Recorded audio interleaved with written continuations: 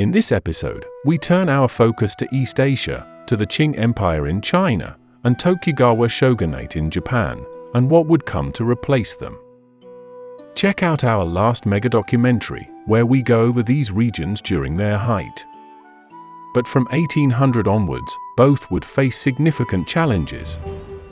Domestically, the Qing rule over China had become peaceful and prosperous, especially under Emperors Kangxi and Qianlong. Though the devastating White Lotus Rebellion was quelled in the early 1800s under Emperor Jiaqing, it was but the first sign that not all was well within the Celestial Empire. A population surge outpaced agricultural production, and corruption became more rampant in court, causing greater inefficiencies in responding to any challenges. Even throughout the dynasty's height, there were still ethnic tensions between the Manchu ruling minority and the majority Han Chinese population. By the early 1800s, China's military and technological capabilities had fallen behind, and their failure to modernize would be their doom. Qing rulers had allowed the Western powers to trade only at the port of Canton. But the British had a massive trade deficit with China, primarily due to the high demand for Chinese tea, silk, and porcelain, which had to be paid for with silver. George Macartney failed in opening up China in 1793, and William Amherst, Governor-General of India, attempted once again in 1816, but he too refused to kowtow, and was refused entry to Beijing. So the British took another approach. As they were addicted to Chinese tea, they decided to start trading with China, something even more addicting. From the fields of Bengal on the subcontinent, the British shipped out their special trade good: opium. Soon, with silver bullion flowing back into their coffers, the British merchants became rich, while the Chinese became addicted. Opium had been used in small amounts for medicinal purposes, but had been banned since 1729, a form blended with tobacco into a substance called madoc. As opium addiction became more widespread through British imports, it began to have severe social impacts. More concerning for the emperor was the outpouring of silver bullion, which was central to the Qing economy. In response, the government, led by Emperor Daoguang, decided to take strong measures against opium. In 1839, he appointed Lin Zexu as the imperial commissioner, tasked with eradicating the opium problem. Commissioner Lin cracked down on users, and then local dealers, but with little success. So he targeted the source itself. He wrote an appeal to Queen Victoria directly, but his letter was mysteriously lost and never reached her royal hands. As all imports still had to come through the port, a desperate Commissioner Lin then blockaded Canton, trapping British merchants and seizing over 20,000 chests of opium. In June, the supply was publicly destroyed at a nearby beach. Tensions continued to escalate once a Chinese villager was found dead, killed during a brawl with two British sailors in present-day Hong Kong. Commissioner Lin commanded the culprits to be handed over for Chinese justice, but the British refused. So Chinese junks set up a food sales embargo until they complied. After initial skirmishes near the mouth of the Pearl River, a British expeditionary force arrived in June 1840. They sailed along the Chinese shoreline and arrived at the Chusan Islands, just off the mainland. Negotiations with the Chusan officials were fruitless, as they had no association with Commissioner Lin and refused British demands. By the next morning, the Battle of Chusan was underway, with the British capturing the important harbour of Dinghai. From here, the British split their forces, sending ships northwards to begin negotiations at the capital, while the rest sailed back to the Pearl River to start a new campaign. Waiting there was their newest and largest iron warship, the Nemesis. It first saw action at the Battle of Chuenpi, making short work of the Chinese junks with its rocket fire. With this victory, the British claimed Hong Kong. Commissioner Chishan, Lin Zexu's replacement, entered into an agreement with the British, a formal truce, which would reopen trade at Canton. British troops at Chusan were also evacuated back to Hong Kong. But the furious Qing emperor refused to acknowledge the agreement, and the British remained blocked off from Canton. So Her Majesty's fleet moved north towards the port, capturing the Chinese forts at the Battle of the Bogue and the Battle of First Bar. By March 1841, the British had successfully captured Canton and hoisted the Union Jack over the city. Another truce was called, and the British gave up control of the city, but news soon leaked that the emperor had ordered Canton officials to destroy all British troops, reclaim Hong Kong, and drive the foreigners out of China once and for all. They readied their artillery in secret, and during a night in late May, the Qing launched a surprise attack on the British. The Second Battle of Canton saw the Qing put up more of a fight, but the result was the same. Another British victory led to another truce where the British were paid a large indemnity. Canton itself was spared, and a conflict with local civilian militias helped convince the British to accept a large payment to withdraw their troops to Hong Kong. When the news was presented to the Qing emperor, it was embellished and framed as a victory, leaving the emperor unaware of the looming danger. But this still was not the end of the war. After a change of leadership, the British again traveled north along the shoreline to put further pressure on Beijing. On the way, they scored another victory in August at the Battle of Amoy.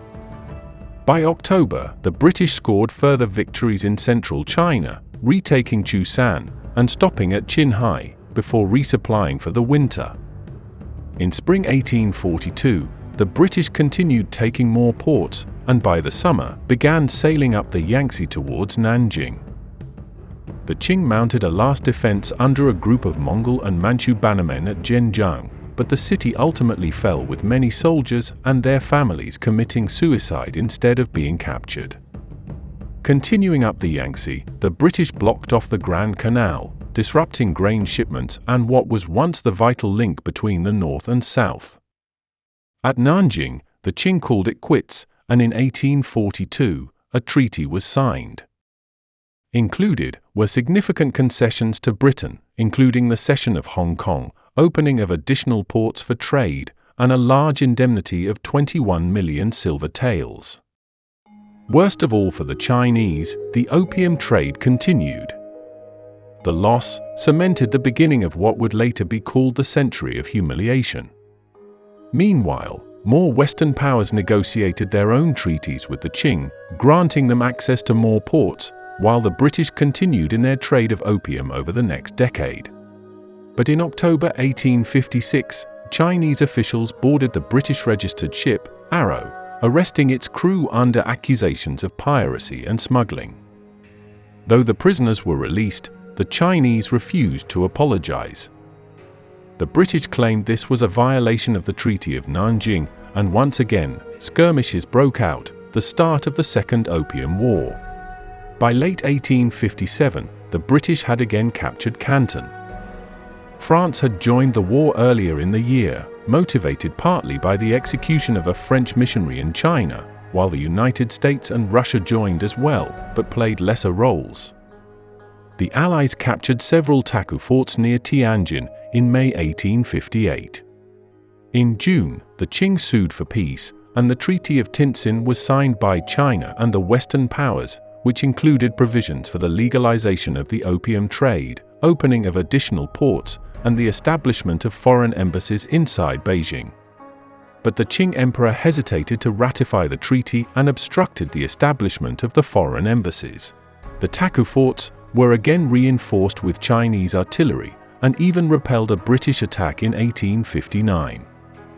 But after suppressing the Indian Rebellion, the British reinforced their own troops, and an Anglo-French force launched another attack on the Taku forts in 1860 and captured Tianjin. With Beijing in their sights, they continued their march west as the emperor fled the capital. There was some discussion among British officials to destroy the Forbidden City, center of the entire Qing Empire, but it was ruled out. Instead, the old summer palace outside the city was looted and destroyed in October, and said to have burned for 3 days and 3 nights. The Qing officially surrendered with the Convention of Peking, where the Treaty of Tientsin was formally ratified. The terms included the Kowloon Peninsula, across from Hong Kong, to be ceded to Britain, payment of indemnities, the opening of additional ports, and the legalization of the opium trade. Outer Manchuria was also ceded to the Russians. Western influence, trade, and missionary activities greatly expanded throughout China. Ironically, one of the Qing's most significant internal challenges also originated from Western influence. In Canton, a young school teacher named Hong Xiuquan was first exposed to Christian teachings around 1836 when he obtained a set of pamphlets from a Protestant missionary named Edwin Stevens. These pamphlets included portions of the Bible and other Christian texts translated into Chinese by Liang Fa, China's first Protestant evangelist. Hong was deeply troubled after failing the imperial civil service examinations multiple times, which were crucial for securing a government position and social status in Qing China. In 1837, following another examination failure, Hong fell ill and experienced a series of visions over the course of several days. In these visions, he saw himself in the heavenly realm fighting evil spirits and being charged by a heavenly father and elder brother, whom he later identified as God and Jesus Christ, to cleanse the world of demons and restore the worship of the true God. He came to believe that he was the younger brother of Jesus Christ, destined to establish God's kingdom on earth. He founded the God-worshipping society, a syncretic form of Christianity which included elements of Taoism and traditional Chinese beliefs. The population surge had left many peasants as landless laborers, while Qing corruption provided less and less government services, leading to his rapid recruitment of followers, especially among the disaffected and impoverished. They were drawn by his promise of social reform, land redistribution, and salvation. In 1850, local officials attempted to suppress the religious movement in the southern province of Guangxi, but this unleashed more resistance and unrest, and the start of the Taiping Rebellion. Soon after, Hong and his followers, motivated by a mixture of religious zeal, peasant unrest, and opposition to the Qing Dynasty, declared the creation of the Taiping Heavenly Kingdom in January 1851. The Taiping forces moved north from Guangxi, capturing major cities including Nanjing, which they made their capital in 1853. The capture of Nanjing was a significant victory, giving the Taiping a substantial power base. The Manchu men were all killed first, and the Manchu women and children burned alive outside the city. To fortify their position in the southeast, the Taiping sent expeditions north towards Beijing, which ended in failure, and west along the Yangtze, where they saw more success. In 1856, after the Taiping broke a Qing siege on their capital, there was a power struggle and attempted coup among Hong's army commanders, leaving all dead but one. The chaos cost the Taiping most of their popular support and began the decline of the Heavenly Kingdom. The Qing dynasty, though weakened by internal corruption and in the midst of the Second Opium War with Western powers, began to muster strength and mount counteroffensives. They were supported by loyalist forces and foreign mercenaries, such as the ever-victorious army led by Charles Gordon. Relying on local, decentralized militias, the Qing effectively pushed back into Taiping territory, and with the aid of British and French military advisors, besieged Nanjing, and the city fell in July, effectively marking the end of the Taiping Rebellion. Hong Xiuquan died during the siege from an illness, and his remaining followers were either captured or killed.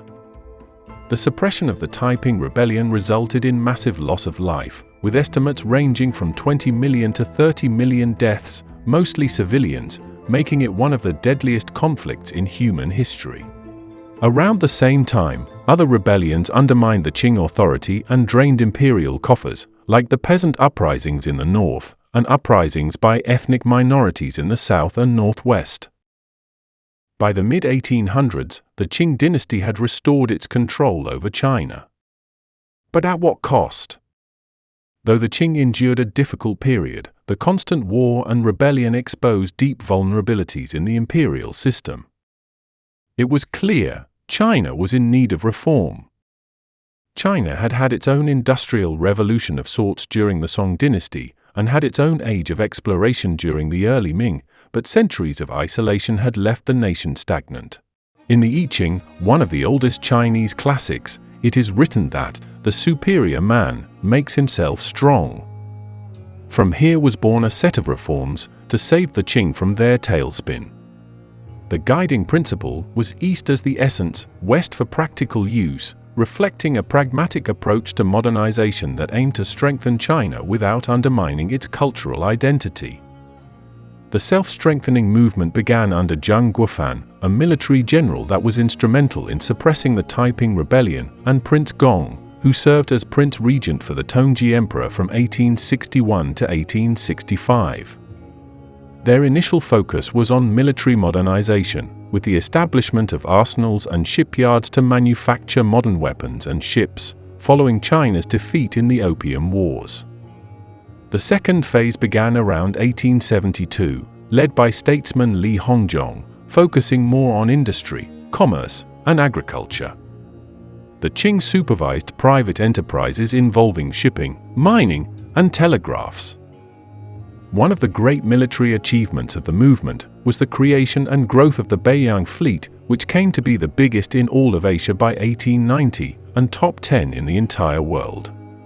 But while the self-strengthening movement led to some successes, it was insufficient to fully transform Chinese society or defend itself from the interference of foreign powers. From the 1880s onwards, the Qing's tenuous grasp on its expansive empire vanished. Russian expansion saw it encroach into the northwest, while the British and French incursions into Burma and Vietnam ended vassalage to the Qing. Tibet, one of the central areas of the Great Game, also became autonomous, though still nominally part of the empire. Japan had imperial ambitions in the east as well, which we will get to later in this video. The self-strengthening movement ultimately did not address fundamental issues such as land reform, civil service reform, or the modernization of the entire educational system, and China still remained an agrarian economy. It was clear more radical changes were needed, including in ideology.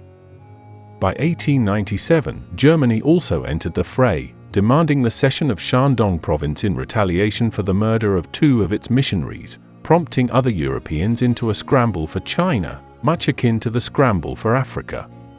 In response, Kang Youwei, a Confucian scholar, but with more radical ideas, convinced Emperor Guangxu that more dramatic change was needed. During the 100 Days Reform, from June to September 1898, the emperor issued edicts for cultural, political, and educational change. But the intensive reforms were just a bit too much for more conservative elements in the Qing court. One of these was the Empress Dowager Cixi, the emperor's aunt, and the dominant power behind the Chinese government. Though initially receptive to both the self-strengthening movement and even the 100 Days Reform, she grew wary that Western ideology was a direct threat to the dynastic fabric of China, and ultimately her own position. Later in 1898, she staged a coup, executing the reformers, and placing the Guangxu emperor under house arrest until his death. It seemed China would take the same path as Africa, carved up and partitioned, as European powers established their own spheres of influence along Chinese shores. But in 1899, the U.S. Secretary of State, John Hay, proposed the open door policy. It was thought the Qing's collapse was imminent, but instead of fighting each other to lay claims over the Chinese market of 400 million people, this policy called for equal trade opportunities between Western powers and to maintain the Qing's legitimacy. It was a non-binding agreement, but served to lessen tensions between the European powers. But though imperialist ambitions were tempered for now, it was too little, too late. In northern China, near the Yellow River, a secret society gathered. The Society of the Righteous and Harmonious Fist. Because of their physical training and martial arts, similar to Tai Chi, they were known to English speakers as boxers. After droughts and economic hardship, there was a rising anti-foreign sentiment and opposition among the peasants to the spread of Western and Japanese influence. The The start of what became known as the Boxer Rebellion began in the Shandong province and the North China Plain, when the Boxers began by attacking Chinese Christians and missionaries, while gradually gaining support from peasants disillusioned with Qing governance and the impact of foreign treaties. The Boxers' activities escalated from local skirmishes to coordinated attacks against foreign nationals and Chinese Christians. They destroyed railways, telegraph lines, and churches, which symbolized foreign control. In a pivotal shift, the Empress Dowager Cixi, the Qing regent, offered support to the Boxers, reversing her initial stance against them. In June, the Qing government declared war on the foreign powers, aligning officially with the Boxers as they marched into Beijing. Believing their spirit was invulnerable to Western weaponry, the Boxers and Qing imperial troops besieged the Beijing legation quarter, where many foreign diplomats, citizens, and a significant number of Chinese Christians sought refuge. The siege lasted for approximately 55 days and became the focal point of international attention, highlighting the severity of the crisis in China. An international coalition consisting of Japan, Russia, Britain, France, the United States, Germany, Italy, and Austria-Hungary formed the Eight-Nation Alliance to relieve the siege and protect their nationals. The alliance launched a military expedition that quickly moved towards Beijing. It faced sporadic resistance but benefited from superior military technology and coordination. In August 1900, the alliance forces captured the capital, lifting the siege of the legations and bringing immediate relief. But the presence and actions of the alliance forces, which included looting and acts of retribution, further exacerbated anti-foreign sentiments among the Chinese populace. In 1901, the Qing dynasty signed the Boxer Protocol with the foreign powers, agreeing to severe penalties that included the execution of government officials who had supported the Boxer Rebellion, payment of indemnities, and the right for foreign troops to be stationed in Beijing. By the turn of the century, Chinese society looked quite different than just a generation earlier. European presence and influence was felt all along the ports and major river deltas in central and southern China. Confucian ideals and traditional Chinese values waned. Empress Dowager Cixi, acknowledging reform was necessary, implemented a series of changes to modernize China. The civil service examinations were abolished and replaced with a Western-styled education and the establishment of schools for women. Legislative assemblies were implemented at the provincial level, and by 1910, elections were held for a national assembly. Women also became more liberated and sought out new positions in the factories and cotton mills. The practice of foot binding, which had spread to about half the female population by the mid-1800s, was actively discouraged by the government during the close of the century. In 1906, Qiu Jin, a feminist and revolutionary, returned to China from Japan, where she had joined other revolutionaries to overthrow the Qing. Once back on the mainland, she founded a feminist magazine in Shanghai and established a girls' school in Shaoxing, secretly training her students in the martial arts and preparing them for a revolutionary movement. But in 1907, Qiu Jin was involved in a failed uprising against the Qing government. She was captured, tortured for information, and subsequently executed by beheading at the age of 31. She is sometimes called the Chinese Joan of Arc. One of the groups she joined was the Tungmenghui, founded by this man, Sun Yat-sen. Born in Canton in 1866, Sun Yat-sen spent his early schooling years in Hawaii, but returned to China in 1883, where he went on to study medicine and converted to Christianity. In 1896, he founded the Revive China Society, a revolutionary group which sought to fund groups to overthrow the Manchu and reclaim China for the Han. He then united many other anti-Qing factions and reformers into the Tungmenghui, the Revolutionary Alliance. It was based on the three principles of the people: nationalism, democracy, and livelihood. Small-scale revolts from many different groups were often quickly suppressed, but it wasn't until 1911 that all conditions became favorable. The Qing sought to nationalize and sell its railway projects to foreign bankers, which was met with stiff resistance, especially in Sichuan. Mass protests formed, and the Qing mobilized its army from Hubei to suppress protesters. But during the army's absence, a bomb accidentally exploded in a revolutionary warehouse, which alerted the government to their plan and revealed a list identifying the revolutionaries, including those in the military.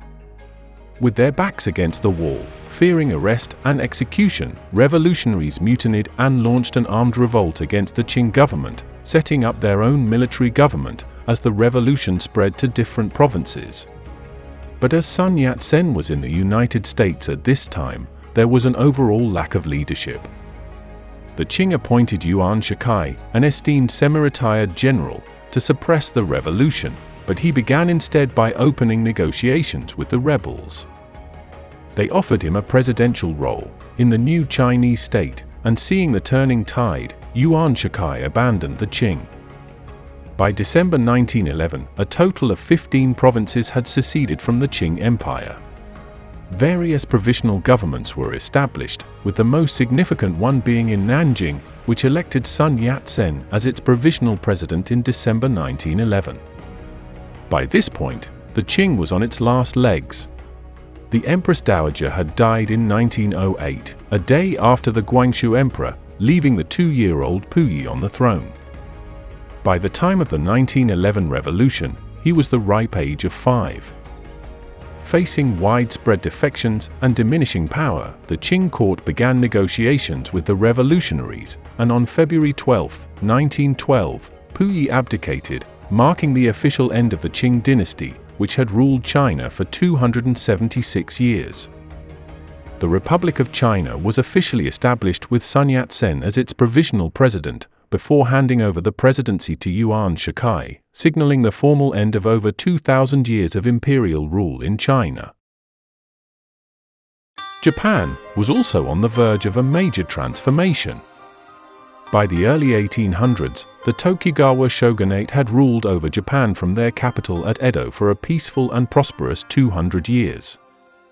Though the shogunate implemented sakoku, an isolationist policy that banned foreigners, an urban culture emerged alongside a thriving manufacturing economy. Despite political stability, the shogunate faced economic difficulties due to a rigid class structure, corruption, and financial mismanagement. These issues were compounded by the Tenpo famines in the 1830s and a later series of earthquakes, leading to peasant uprisings and discontent among the lower samurai. The most critical event of this period was in 1853, with the arrival of Commodore Matthew Perry from the United States. He brought with him a letter from American President Millard Fillmore, asking for the two countries to open up relations. Perry's mission was to open Japan to American trade through diplomacy or force, if necessary. His arrival with technologically advanced steamships was a shock to the Japanese. More conservative elements believed opening up would expose Japanese society to more immorality. Others were keen to see where a relationship would lead. Although in the end, it was gunboat diplomacy that won the day. The year following his initial visit, Commodore Perry returned to Japanese waters, this time commanding an imposing fleet of 8 black ships, aiming to showcase the overwhelming might of the United States Navy. This was in fact a threat. He would not depart without securing a treaty. To further negotiations, the Americans presented the Japanese with a miniature steam locomotive, whiskey, firearms, and other various gifts. In exchange, they received bronze ornaments, silk, porcelain, and a collection of seashells for Perry himself. Both sides displayed cultural performances, with the Americans demonstrating technological innovations and the Japanese performing a sumo wrestling show, to which Perry was reportedly unimpressed. A month of tense negotiations ensued, but the shogun's representatives finally presented Perry with the Treaty of Peace and Amity. Though Perry rejected some of its terms, it paved the way for formal diplomatic relations between Japan and the United States. The agreement was celebrated with a kabuki play from the Japanese and a minstrel show from the Americans. Within just 5 years of the initial treaty, Japan had embarked on a new diplomatic path, signing treaties with several other Western nations, marking a significant shift in its international posture.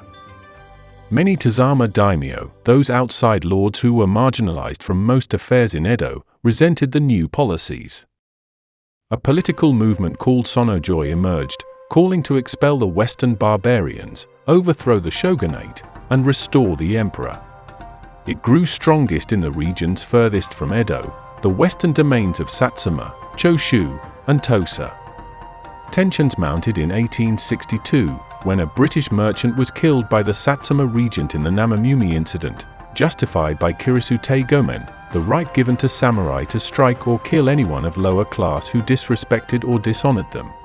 The British demanded compensation, but were instead fired upon from Kyushu. They responded by bombarding the port in 1863, and the shogunate reluctantly paid reparations. Nearby, over the Straits of Shimonoseki, the Choshu also fired on foreign traders and were retaliated against by a coalition of Dutch, British, French and Americans. Despite being rivals, Satsuma and Choshu, mediated by the Tosa domain, entered into the Sacho alliance together with the goal of deposing the shogun and elevating the emperor. In 1866, a new shogun was chosen, Tokugawa Yoshinobu, and he began initiating reforms with the help of Western powers. When it was clear the reforms would fail, the Tosa offered the shogun a compromise. If he resigned as shogun, he could preside over a new governing council of daimyo. Yoshinobu took them up on the offer and formally stepped down on November 9, 1867. But the more radical Satsuma and Choshu faction opposed the Tokugawa retaining any sort of power, so in early January 1868, marched into the imperial capital of Kyoto and influenced the young Emperor Meiji to assert his authority. For nearly 700 years, the emperor's role remained largely ceremonial, but that was all about to change.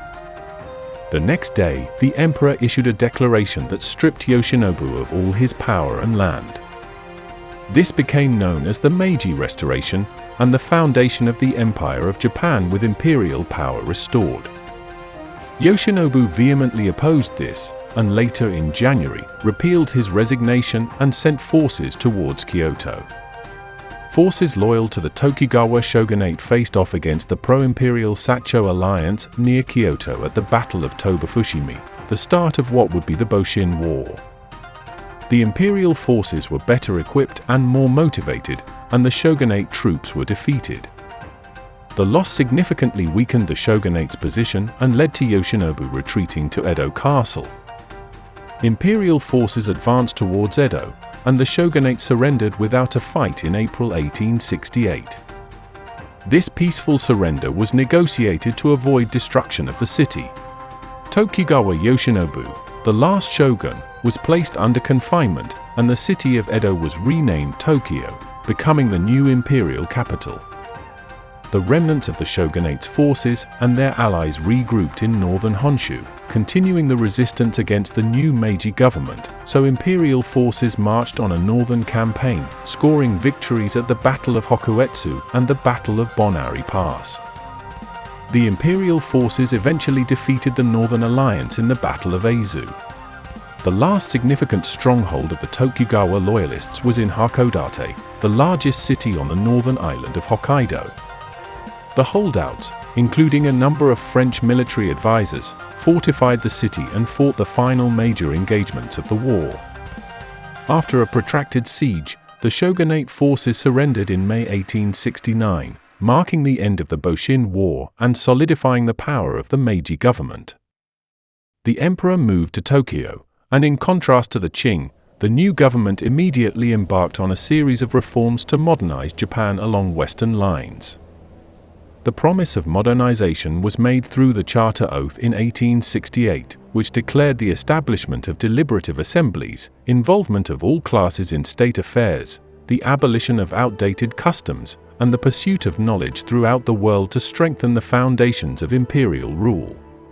In December 1871, the Iwakura mission commenced, a Japanese diplomatic journey around the world, led by Iwakura Tomomi, aiming to renegotiate the unequal treaties with Western powers and to study modern industrial, educational, and military systems abroad.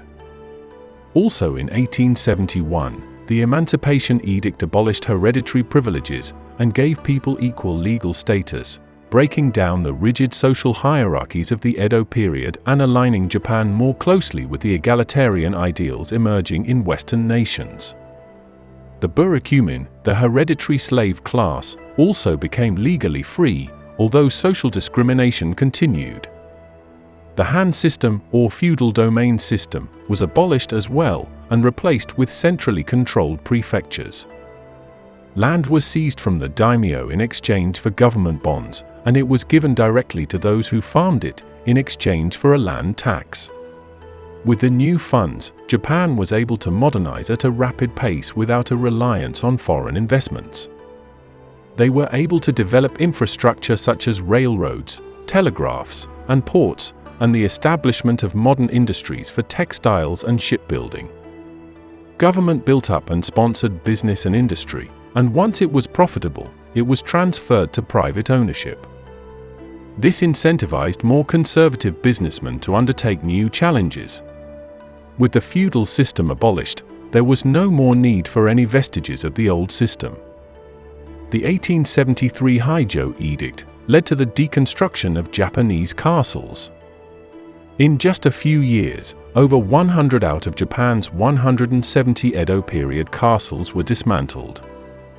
It wasn't until the end of the century that there grew an interest in preserving the historic value of these great fortresses, and many were rebuilt during the 20th century as replicas. With the daimyo and castles left in the past, all that remained was the old warrior class, the samurai. The daimyo-samurai relationship was replaced with a national conscripted army, modeled after Western military structures, particularly those of France and Germany. With their economic base eroded and their social status diminished, many samurai were forced to find new ways to make a living. Some turned to farming, which was often unsuccessful due to lack of experience. Others entered the burgeoning commercial, administrative, or industrial sectors, where they had to compete on equal footing with those they formerly ruled. The samurai's right to wear swords and enjoy certain class privileges were also eventually abolished. The 1876 Heijo Edict specifically prohibited their wearing of swords in public and their traditional samurai hairstyle, which was a symbolic blow to their status and identity as a warrior class. The dissatisfaction among the samurai manifested in several uprisings, the most famous being the Satsuma Rebellion of 1877, led by Saigo Takamori. The rebellion proved to be the last gasp for the samurai class, but it ended in defeat, further solidifying the demise of the samurai's traditional role in Japanese society. There was no room for this symbol of feudalism in the new Japanese empire. Just like in Europe, there was a rise in new political parties. Some embraced a more Western system, with power maintained in a representative parliament. Others sought the full authority of the emperor. In the end, a more balanced approach was agreed upon, with power shared by the prime minister, legislature, and judiciary, but with ultimate authority given to the emperor. The emperor was still viewed as divine because of his ancestry, and had the right to dismiss his government officials. He also was solely in command of the new imperial army and navy. The Meiji Constitution of 1889 confirmed the Empire of Japan as a parliamentary semi-constitutional monarchy the following year. The Meiji government promoted state Shinto, which involved the emperor's divinity and a reorganization of religious practices to emphasize Shintoism, distancing the state from Buddhism, which had been closely linked with the shogunate. This structure allowed for the modernization and westernization of Japan's political system while maintaining traditional aspects of Japanese governance under the imperial figure. The Meiji government also issued the imperial rescript on education in 1890. The primary goal of the rescript was to instill a sense of moral duty and national loyalty among the Japanese people. It emphasized the Confucian virtues such as filial piety, loyalty to the state, and devotion to the emperor. The rescript was read at important school events and ceremonies, and a copy of it, often elaborately framed, was hung in every school classroom across Japan. It became a central document in Japan's education system, guiding the moral education of generations of students. This period also marked a dramatic transformation in culture, as Japan sought to learn from and incorporate Western ideas, while also striving to maintain its unique cultural identity. The adoption of Western architectural styles, particularly for public and government buildings, was prevalent.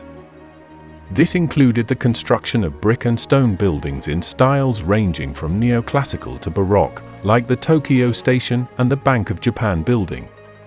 The introduction of new materials such as concrete and steel allowed for larger structures than traditional wood constructions permitted, allowing the building of the first skyscrapers in Japan. Some architects sought to blend Eastern and Western styles, creating a fusion that reflected Japan's modern but distinct identity. For instance, the Rokumaken was designed in a style that combined Western architectural elements with Japanese spatial arrangements. The introduction of the Western novel influenced Japanese literature, leading to new genres such as the modern novel and romantic poetry. Writers like Natsume Soseki and Morio Gai were significant figures who studied abroad and incorporated Western literary techniques and themes into their works. Literature became a medium for debating modernity and Japan's future. Many works addressed issues such as individualism, democracy, and the role of tradition. The art world in Japan split into two main schools: Yoga, or Western-style painting, and Nihonga, Japanese style. Yoga artists adopted Western techniques and subjects, using oil paints and perspective drawing. Nihonga artists, meanwhile, sought to maintain traditional Japanese techniques using ink, mineral pigments, and gold leaf, but often incorporated themes and styles influenced by Western art. The Meiji government actively promoted art through the establishment of art schools and exhibitions. The Meiji period also saw the flourishing of crafts and decorative arts, with traditional crafts such as ceramics, lacquerware, and textiles incorporating Western technology and aesthetics to appeal both to domestic and international markets. Exchange went both ways, as Japanese styles had a significant and well-documented influence on Western artists, a phenomenon often referred to as Japonism. Artists like Claude Monet, Alfred Stevens, Edgar Degas, and many others created stunning Japanese-inspired art in the realist, impressionist, and post-impressionist styles. The style affected not just painting, but also the decorative arts, architecture, and even fashion in the West. With rapid industrialization and a modern political system, society, and education, Japan was still missing just one thing from its Western counterparts: the wealth and power that came through their colonies. Japan's next mission was to expand. They began close to their shores, with the hermit kingdom of Joseon. Throughout the first half of the 1800s, the central Joseon government faced significant issues with corruption, factional infighting, and ineffective governance. These problems, combined with natural disasters and famines, led to widespread suffering and periodic peasant rebellions. In 1864, King Gojong took the throne at the age of 12, but his father, Hungsun Daewongun, Grand Eternal Prince, took the regency and initiated a series of reforms to strengthen royal authority and to purify the government administration. The Joseon Kingdom faced increasing pressure from Western nations to open up for trade and diplomatic relations, similar to what had occurred in China and Japan. But the Daewongun was known for his stringent policies to keep Korea isolated from foreign influences, to maintain the traditional Korean social structure. But once King Gojong became of age, the Daewongun was removed from power. This period saw the initial steps towards modernization and opening up to the outside world. Similar to Japan's experience with Perry, Korea was forced to sign the Ganghwa Treaty with Japan in 1876, which marked the beginning of Korea's forced opening to international trade. Soon the kingdom became the center of the power struggle between the Qing and Japan. In 1894, the Donghak Peasant Rebellion erupted in the rural regions of Joseon. Both Qing China and Japan sent troops to Korea under the pretext of helping to suppress it, as permitted by previous treaties. But despite initial agreements to withdraw troops simultaneously, Japan decided to establish a more substantial foothold, leading to a breakdown in negotiations, the start of the Sino-Japanese War.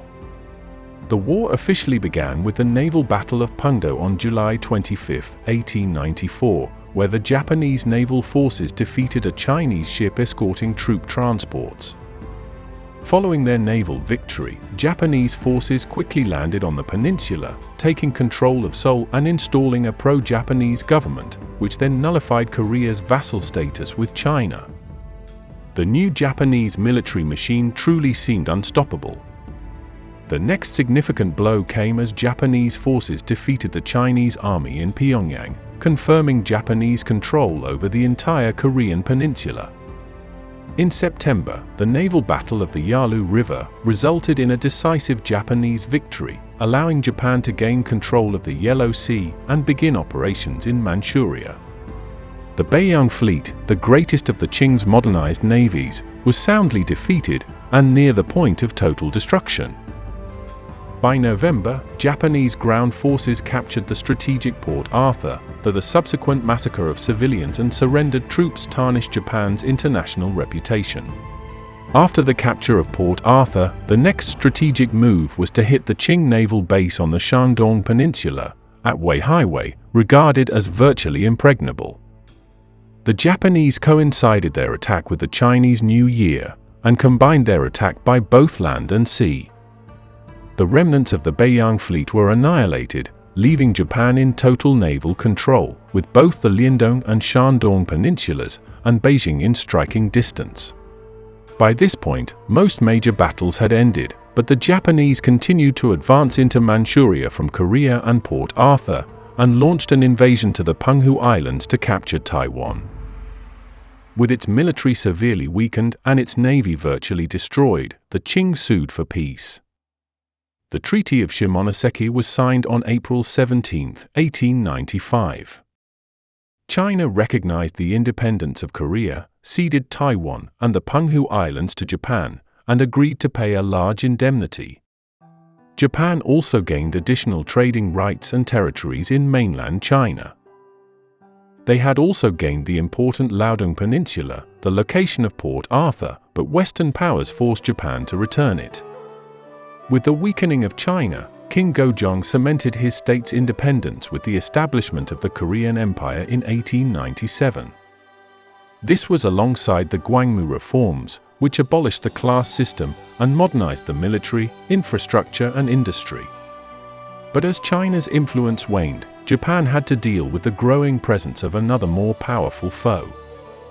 When Japan was forced to return Port Arthur to China, it was later leased to the Russian Navy. It was valuable to the Russians, as it was their only warm water port on the Pacific and able to be used year-round. Russia's imperial ambitions in the Far East was exemplified by the construction of the seemingly interminable Trans-Siberian Railway, linking European Russia to the Far East. Russia's goals were to claim Manchuria and the northern half of Korea, and after diplomatic efforts to resolve these issues with Japan broke down, both sides prepared for war. In February 1904, Japan launched a surprise strike on the Russian Pacific Fleet stationed at Port Arthur. Following the initial attack, Japanese forces imposed a blockade on the port, aiming to neutralize Russia's naval power in the Pacific. Concurrent with the siege, Japanese forces landed in Korea and Manchuria, rapidly advancing towards Russian positions. The siege lasted for several months, with heavy casualties on both sides. Despite fierce Russian resistance, the fortress at Port Arthur fell to the Japanese in January 1905. In Manchuria, significant land battles occurred, including the Battle of the Yalu River and the Battle of Liaoyang, both of which ended in Japanese victories but failed to decisively defeat the Russian forces. But the first decisive blow in Manchuria came in late winter 1905 at the Battle of Mukden. One of the largest land battles of the war, this engagement involved over 500,000 troops.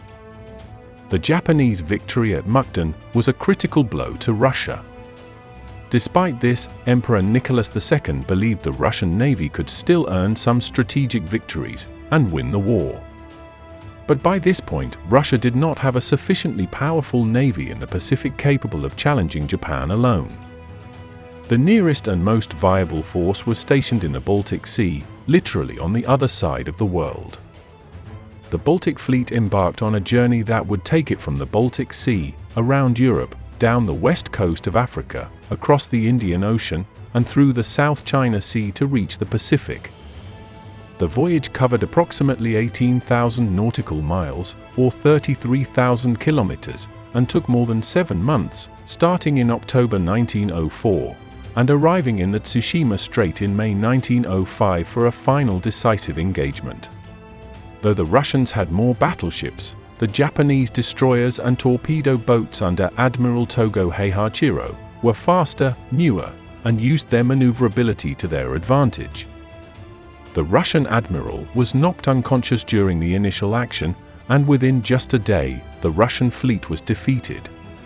This Battle of Tsushima effectively ended Russia's naval presence in East Asia and was a stunning demonstration of Japanese maritime capability.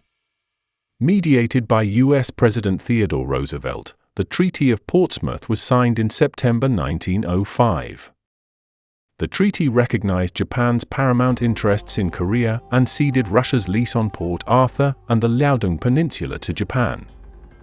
It also granted Japan rights in southern Manchuria, and the balance of power in East Asia significantly shifted, now favoring Japan. It also sparked unrest in Russia, contributing to the 1905 Russian Revolution. The Korean Empire became a protectorate of Japan, and King Gojong was forced to abdicate in 1907, held as a prisoner until his death. In August 1910, Korea was fully annexed into the Japanese Empire. The United States, Japan's new ally, were the first to recognize the annexation, in exchange for Japanese recognition of the American claims to the Philippines, and for Japan to respect the open-door policy with China, but both powers remained wary of each other. Japan had proven itself as a new imperialist power on the world stage, transforming itself from an isolationist feudal society into a modern industrialist nation, all in just a few decades. Just in time for the First World War.